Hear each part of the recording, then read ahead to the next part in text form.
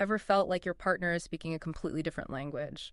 Or, reacting to things in ways that just don't seem to make any sense? Oh, absolutely. We've all been there, I think. Yeah, like you're navigating something small, maybe chores or weekend plans, and bam, their response feels like it's coming from, I don't know, Mars. Right. Or like you're just fundamentally misunderstanding each other on some basic level. Exactly, but what if those moments, what if they aren't about something being wrong? Not with them, not even with you necessarily. What if it's about something being beautifully different? Yes, fundamentally different right down at the core.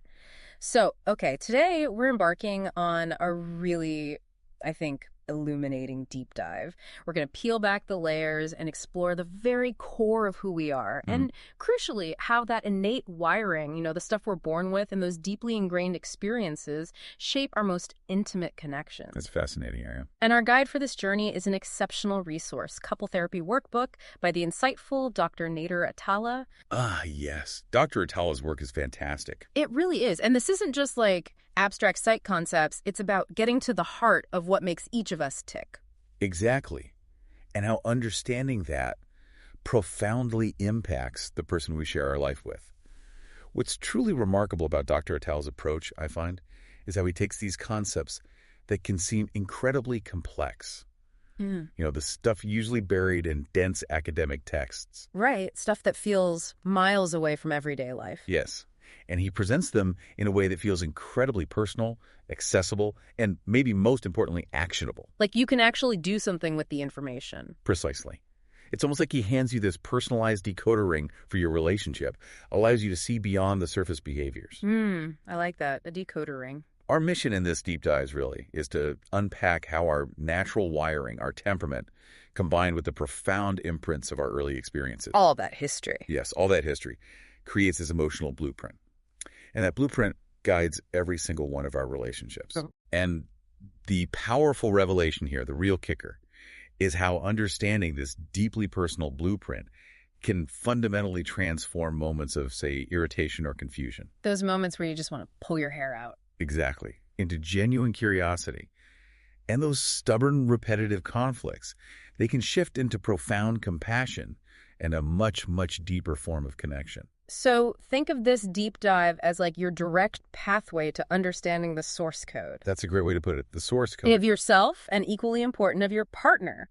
We're moving way beyond those frustrating surface behaviors that often lead to misunderstandings, right? Way beyond. To genuinely grasp why you both instinctively need what you need, why you react the way you do, and maybe why certain situations seem to trigger such disproportionate responses sometimes. Yeah, those moments where you think, where did that come from? Exactly. So get ready for some major aha moments that could genuinely revolutionize how you see your relationship. It really can shift perspectives. Shifting from that feeling of constant misunderstanding to, hopefully, a really profound and appreciative recognition of each other's unique inner worlds. That's the goal. True recognition. Okay, let's start with something incredibly fundamental, something that shapes us right from the very start. Temperament. The foundation. Yes. Dr. Attalla describes it so clearly, calling it your natural wiring. It's that base layer, isn't it? The fabric of who you are, present almost from day one. Almost from the first breath, really. It's Yeah. not something you learn. It's just inherent, part of your design. And if we connect this to the bigger picture, the whole human experience, you can literally think of your temperament as the operating system you were born with. Okay, the OS, I get that. Yeah, it's the foundational hardware, the pre-installed framework that influences everything right from your earliest days. Everything. Well, things like how you process all the information coming at you from the world, your inherent way of responding to stress, even your fundamental, intuitive approach to connecting with others. Wow, so it's really deep-seated. Incredibly deep. And you see this difference even in infants, right? Some babies are naturally calm, just observing everything quietly, seemingly content. Yeah, the chill babies. Exactly. While others are more reactive, more intense, quick to express discomfort or joy, needing immediate attention. Loud babies. Well, yes. But these are deeply wired distinctions present from birth. And while they mature, they evolve. They express themselves in more nuanced ways as we grow. They don't just disappear. They don't disappear. The core essence remains. It's the bedrock of our unique individuality. So, what does this bedrock, this wiring mean for us now, especially when we're trying to navigate relationships? It means that those recurring differences you notice, the things that keep coming up with your partner, or even your own consistent reactions, very often stem directly from these innate traits. So, it's not just them being difficult or me being difficult. Not necessarily, no. It's often about these core aspects of how you navigate daily life, how you interact with your environment, Yeah. how you instinctively respond. Okay, like what specifically? Can you give some examples? Well, first, think about how you process information. Ah, this is a big one. Right. Do you find yourself needing quiet, uninterrupted time to really think things through? Like you need to mull it over internally, maybe even rehearse it in your head before you speak. The internal processor. Exactly. Dr. Attalla would call you an internal processor, someone who needs that quiet space for reflection before engaging. Mhm. Or are you the opposite? Do you discover what you actually think or feel by talking it through, bouncing ideas off someone, or just hearing yourself speak to sort it out? The external processors. Talking is thinking for them. Yes. For the external processor, conversation isn't just communication, it's like a vital mode of discovery, cognitive organization out loud. You can already see the potential clash, can't you? Totally. The internal processor feeling rushed, the external one feeling shut down by silence. Oof. Okay, next example. How you recharge energy. This is classic introvert-extrovert, but it's deeper, right? It's much deeper than just being shy or outgoing. It's about your fundamental energy source. So, are you an introvert?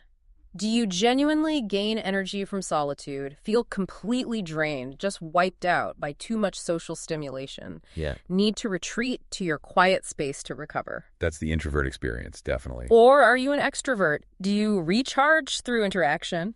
Feel flat, uninspired, even depleted if you're alone too long? Do you thrive being around people? The energy comes from the interaction. Exactly. And this fundamental difference impacts everything, doesn't it? How you spend downtime, what you need after work. How you interpret your partner wanting space or wanting connection is huge. Okay, and then there's how you handle stimulation. Sensory input, essentially. Yeah. How much can you tolerate? What energizes versus overwhelms you? Right. Are you energized by busy, dynamic environments like the buzz of a city, a loud party, a constantly changing job?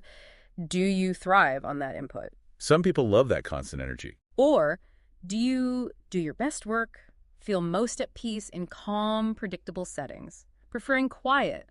Stability may be nader. Where less is more Yeah. in terms of stimulation. Yeah. And this shapes where you want to live, what kind of vacations you like, even what feels like a relaxing date night. Absolutely. One person's fun is another's overload. Okay, how about your approach to decision making? Oh, this causes so much friction sometimes. I bet. Do you tend to gather tons of data first, meticulously weigh pros and cons, research everything, ask everyone's opinion before choosing?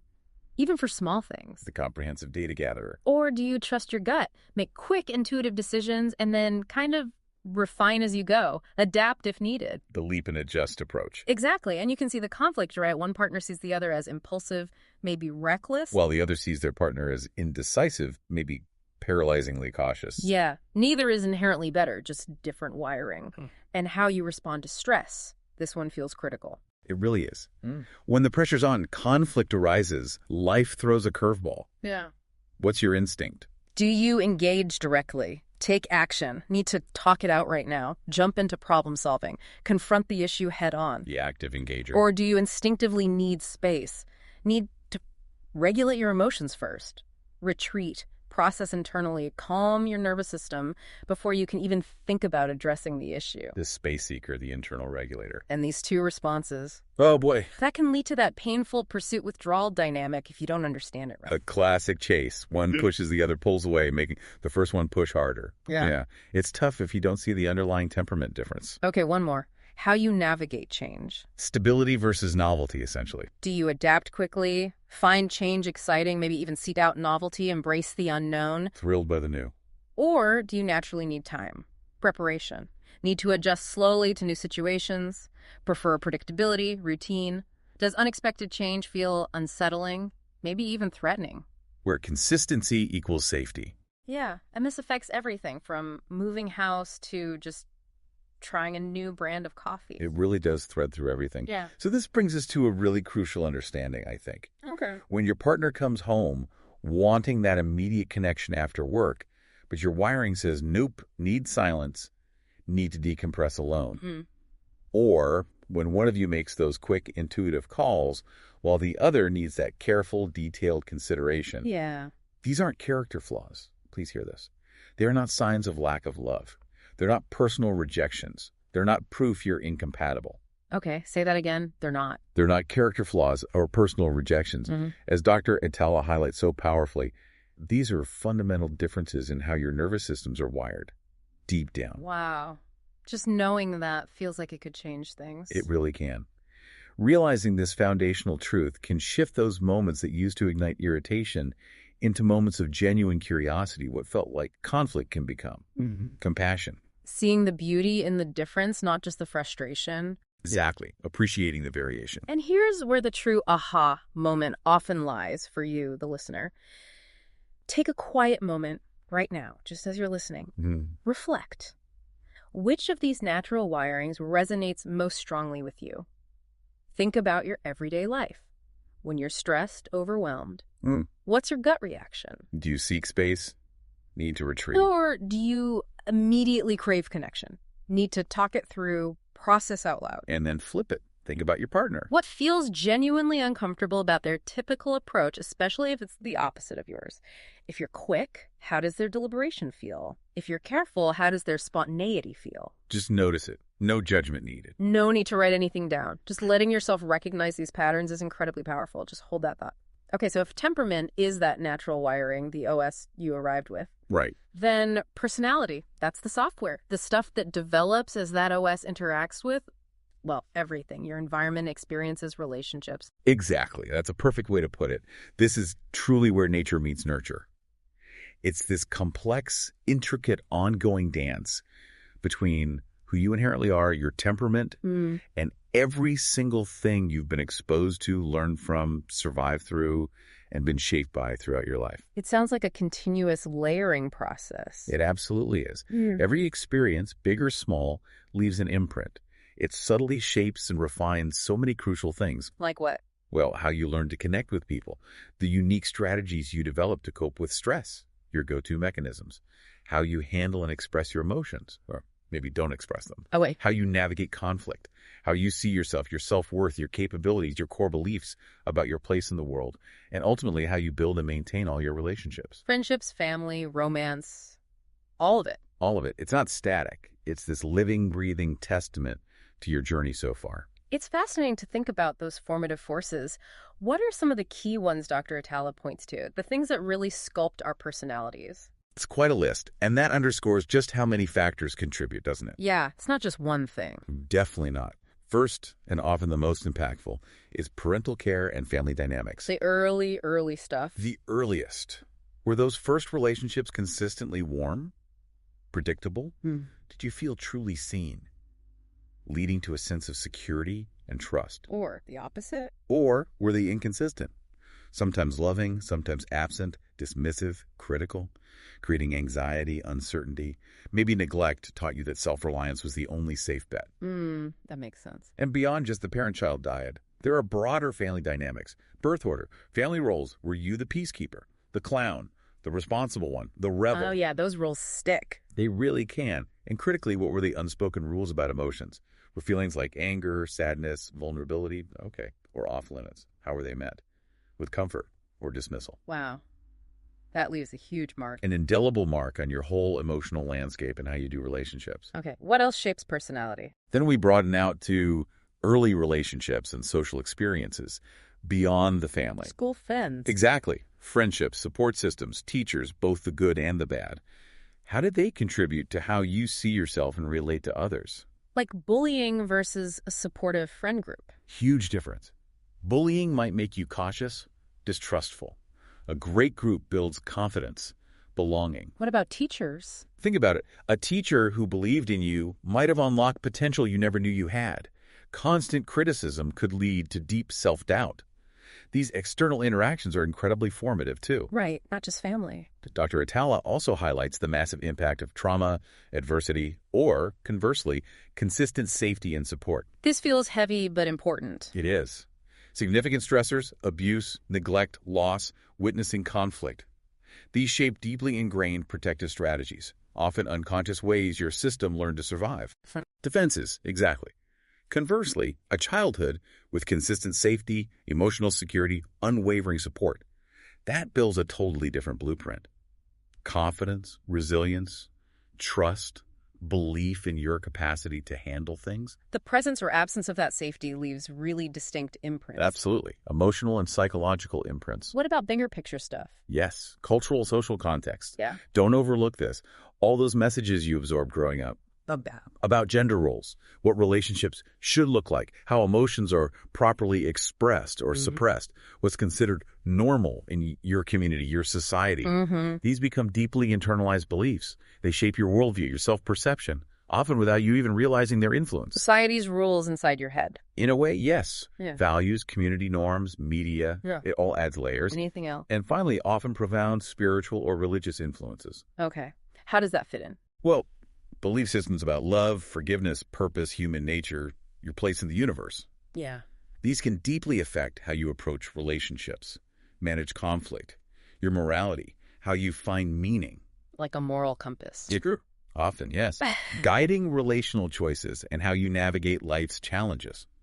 So this really prompts an important question for reflection, doesn't it? Yeah. Thinking back on your own journey, what parts of your personality were celebrated, encouraged, affirmed? The parts people liked. Right?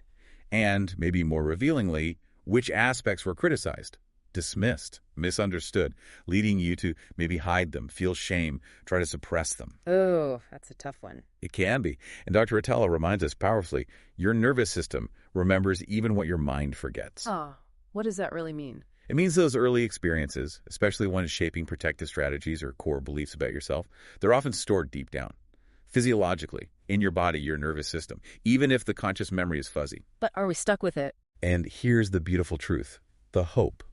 While your past undeniably shapes you, it absolutely does not define you. Okay, that's good to hear. Understanding these patterns, shining a compassionate light on where they came from, gives you the power. The power to consciously choose which patterns still serve you and your relationships. And which ones don't. Exactly. Which ones need conscious updating, healing, transformation? Yeah. You get agency back. So as you're listening, take another thoughtful moment. Who do you think was the single biggest influence on how you currently approach relationships? Could be anyone. Parent, grandparent, teacher, mentor, even a fictional character sometimes. And what specific lessons did you learn from them? About love, trust, conflict, vulnerability, and maybe what deep beliefs about yourself or relationships did you form way back then, maybe unconsciously, that you're still working to change or heal today? Beliefs like I'm not good enough, or love is conditional, or intimacy is dangerous. Just let those insights settle. Again, no judgment, just awareness. Okay, so we've talked temperament, the wiring, and personality, the software shaped by life. Nature and nurture. Right. But why does digging into all this, understanding these deep layers in both you and your partner, why does it matter so much in a relationship? Why put in the effort? Well, what becomes undeniably clear almost immediately when partners start grasping these patterns is how completely it shifts the entire dynamic. The whole feel of their interactions changes. How so? Suddenly, you find yourself having significantly fewer fights about why you're like this. Or if you do have them, they're much less intense, less damaging. Fewer of those you always or you never fight. Exactly. Because you start recognizing these recurring differences, not as personal attacks or character flaws or signs you're doomed, but as natural variations in human design and experience. For instance, your partner's deep need for solitude after work. Yeah. It stops feeling like rejection, like they don't value you. You see it as how their system recharges. It's just their wiring. Or their need for meticulous planning isn't them being controlling. It's how they feel secure in a world that feels unpredictable to them. Okay, that shift alone feels huge. Less personalizing everything. It creates this incredibly powerful buffer against misinterpretation and needless conflict. And here's where I think the revelation gets really profound for a lot of couples. You gain so much more grace, more patience, more compassion for what used to feel like completely baffling triggers or totally over-the-top emotional reactions. Yes. The intensity starts to make sense in a different way. Like, if you understand your partner's anxiety around social events stems from childhood experiences of feeling overlooked or insignificant, Right. your instinct shifts, doesn't it? Instead of criticizing or getting impatient, you can offer genuine support, Yeah. proactive reassurance, deep empathy. You see the history behind the reaction. Or if their tendency to withdraw, to shut down during conflict, comes from a family where raised voices meant danger, maybe anger, maybe abandonment, you can consciously adjust your approach. Lower your voice, create space, invite connection differently in a way that doesn't trigger those old protective instincts. You start responding to the wounded part, not just the frustrating behavior. Yes, that feels truly transformative. And this naturally leads to deeper intimacy, doesn't it? Yeah. And a profound sense of emotional safety. How so? When you're both able to courageously share the real stories, the history behind your reactions and needs, it creates this powerful feeling of being truly seen, deeply understood, unconditionally accepted. Vulnerability met with compassion. Exactly. That forges a connection way beyond surface stuff. And crucially, it leads to dramatically better conflict resolution. Because you're not just attacking anymore. Right. Instead of attacking character, you're so controlling, you're irresponsible, you're needy. You can compassionately address the underlying needs driving the behavior. So instead of fighting about money, You might say, okay, I see you need more predictability around finances right now. That makes sense given your past. How can we plan this together so we both feel secure? shifting from blame to collaboration. And empathy. Mutual understanding. It changes the whole game. And the ultimate benefit, maybe an unexpected one. A truly increased appreciation for your differences. Really, the things that used to annoy you. Yes. What once felt like incompatibility, those irritating traits, the friction points, they can actually transform into complementary strengths. Strengths that make your partnership stronger, more resilient. How does that work? Think about it.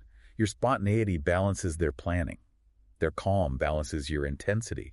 Their logic complements your emotion.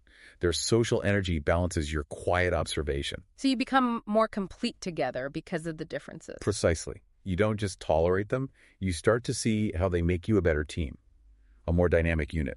Oh, okay.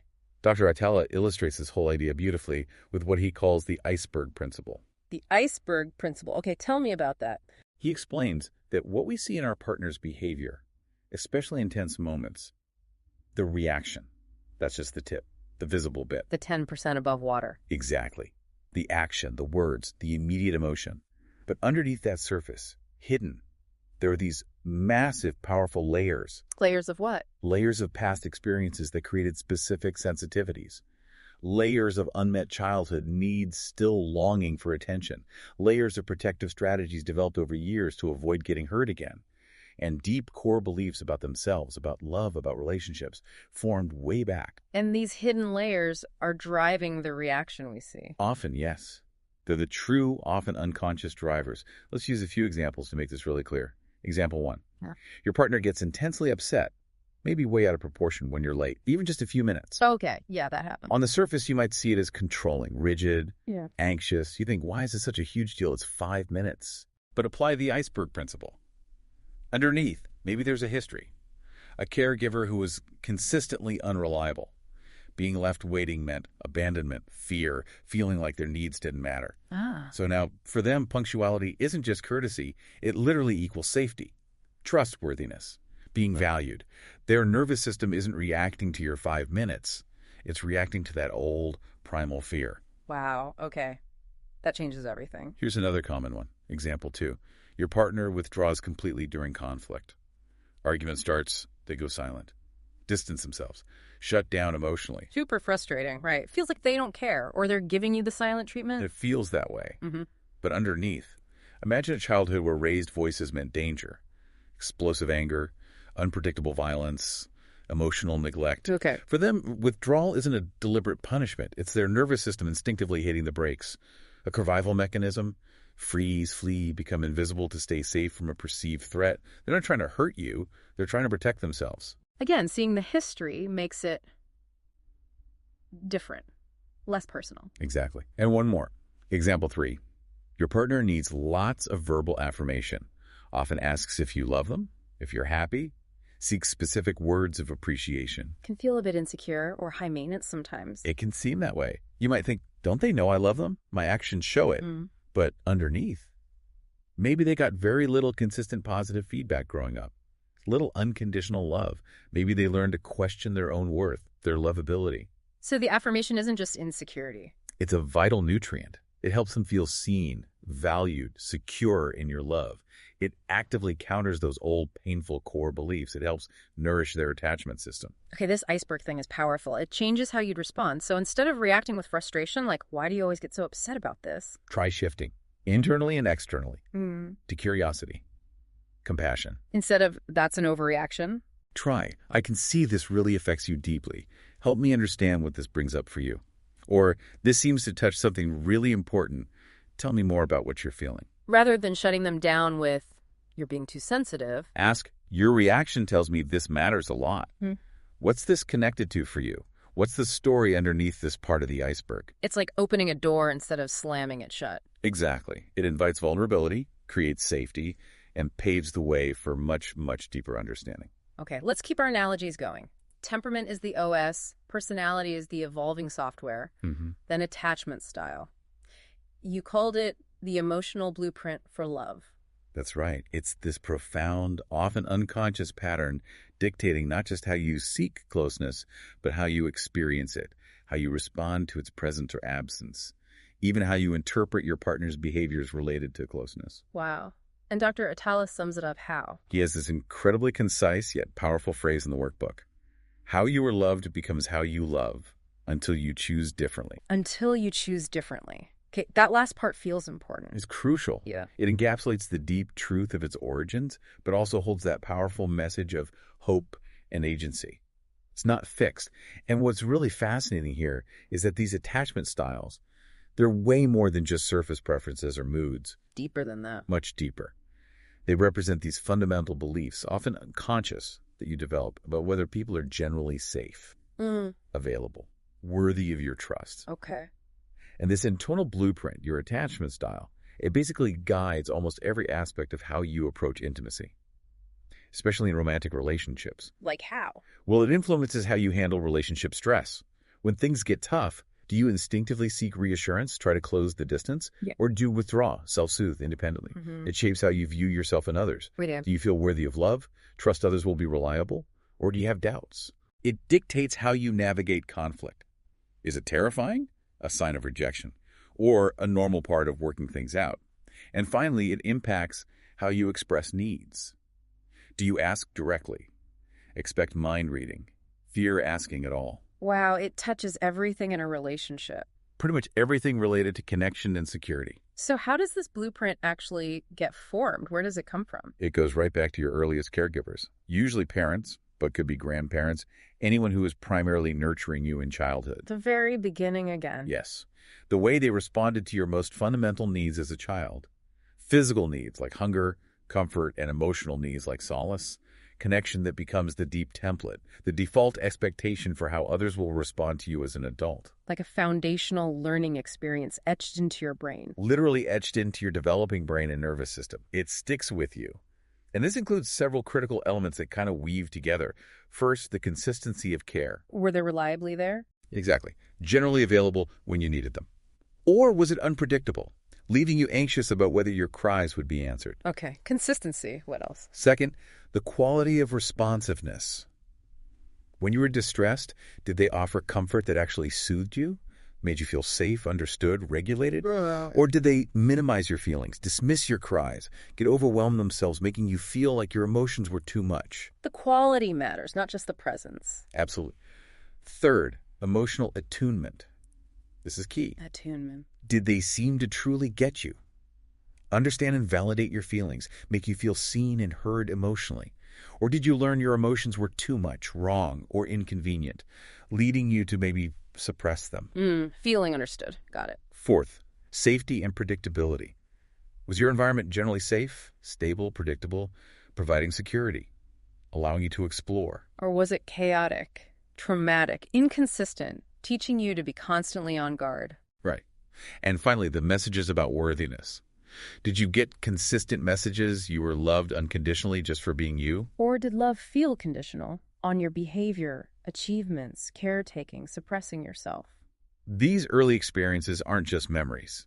They literally shape your brain, your nervous system, establishing deep patterns influencing how you perceive safety, trust, and intimacy for the rest of your life. Okay, this is deep stuff. Let's unpack the actual styles Dr. Attalla outlines so we can start recognizing these patterns. Yes, let's make it concrete. There are four main styles. First, secure attachment. This is the goal, right? About 50–60% of adults. Roughly, yes. It typically stems from that consistent love, reliable attention, responsive caregiving we talked about. Caregivers were available, comforting, celebrated independence. Exactly. So you learned a fundamental truth. I am inherently worthy of love, and others are generally trustworthy and reliable. And how does that look in adult relationships? Secure partners usually communicate directly, openly about needs and feelings. They offer comfort naturally and are comfortable seeking support themselves without shame. Okay. They navigate conflict, focusing on solutions and understanding, keeping love and respect central. They comfortably balance independence and togetherness, trusting their partner even during bumps. Sounds healthy. It is. They take responsibility but stay empathetic and responsive. Okay, next. Anxious attachment. About 15–20%. Yes. This often comes from inconsistent caregiving, sometimes needs met warmly, intensely even, other times ignored, dismissed, met with irritation. That on-again, off-again connection. Exactly. Creates deep anxiety about whether love will be there. Core beliefs might be, I desperately need love, but I'm unsure if I'm worthy, or others might leave me any moment. I must earn their love. So in relationships? Often a pervasive fear of abandonment. Need frequent, sometimes intense, reassurance. Tend to see conflict or distance as signs of rejection. Might become clingy or emotional when stressed. Yes. As an unconscious attempt to reestablish closeness.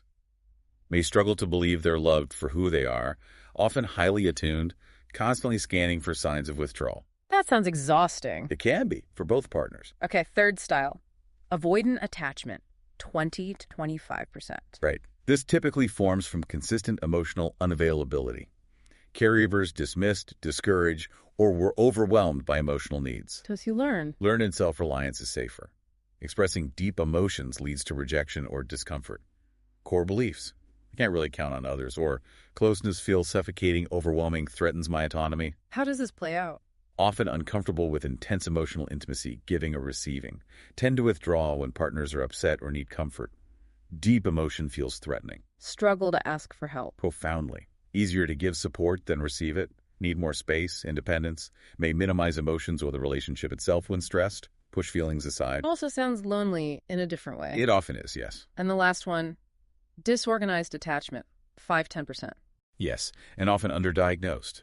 Linked to chaotic, traumatic, frightening caregiving, where the caregiver was both source of comfort and source of fear. Oh, wow. That sounds incredibly confusing. Deeply confusing. Creates an unresolvable conflict. Desire for closeness versus need for safety. Core beliefs are contradictory.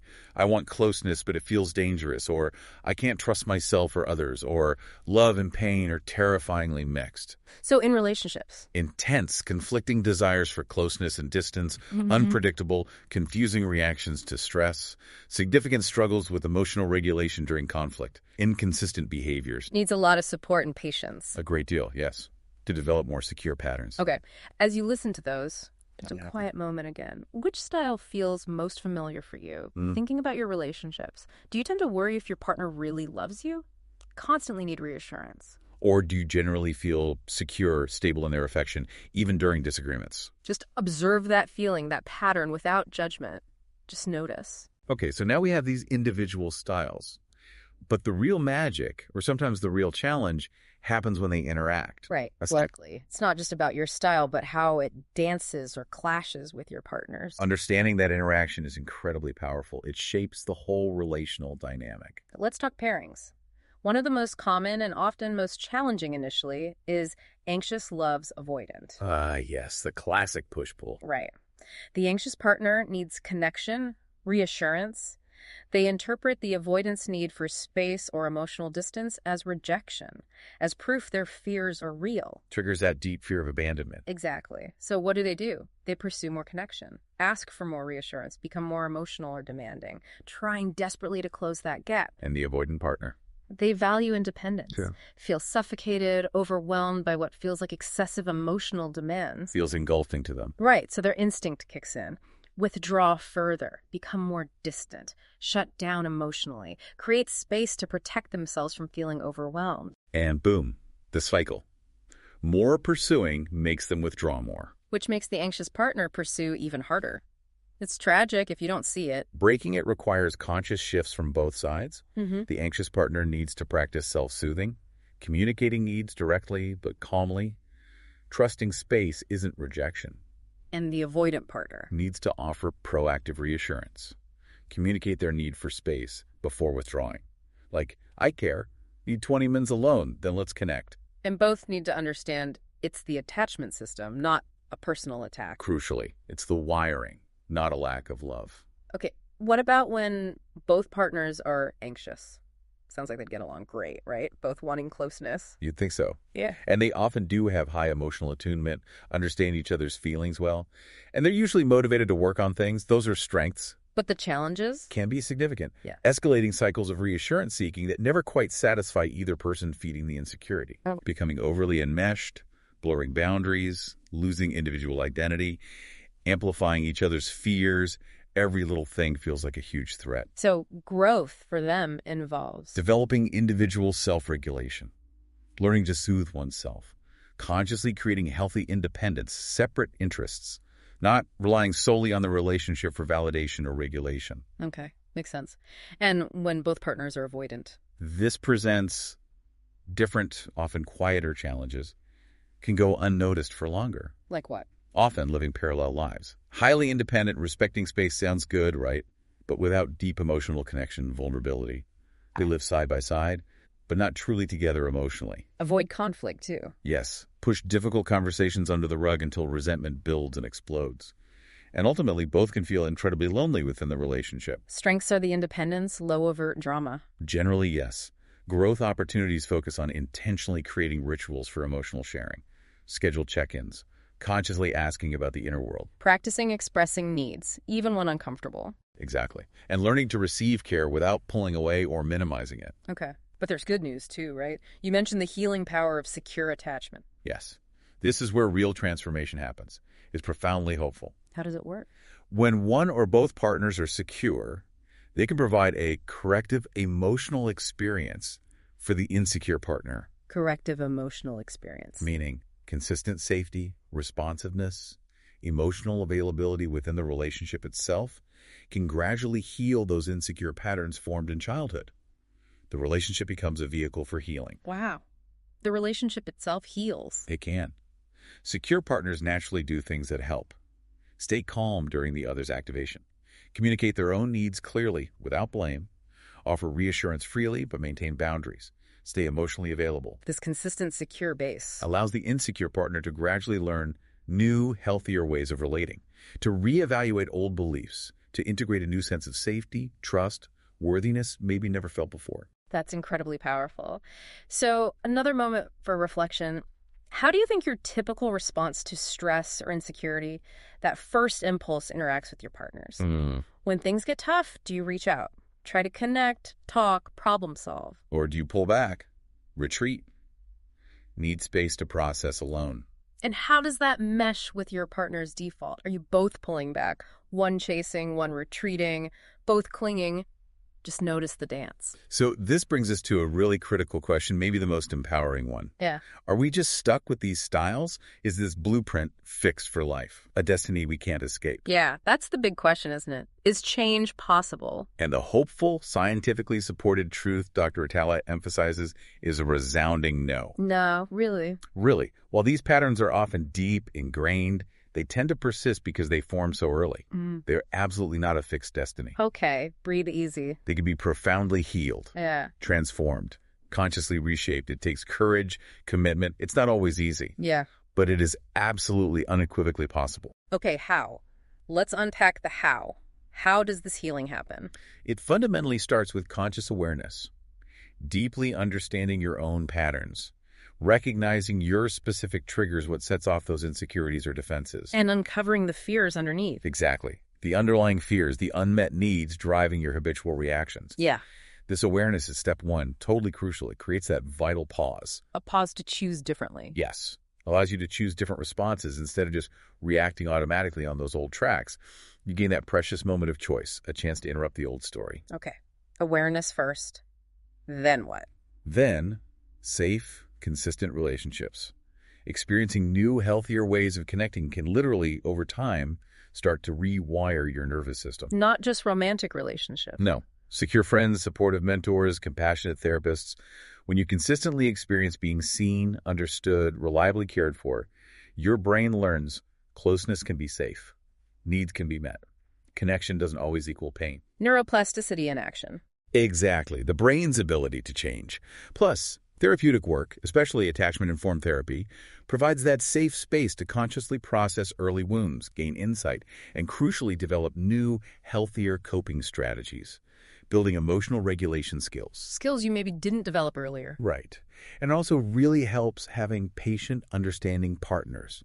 Partners who can see your attachment needs with compassion, not take them personally. Who understand with a girl isn't rejection, it's protection. Yes. That empathetic understanding from a loving partner is invaluable.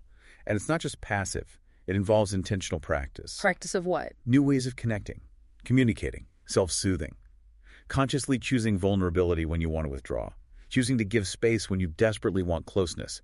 Building new relational habits, step by courageous step. And remember, loving relationships outside the family can heal too. Absolutely. Secure siblings, close friends, teachers, therapists.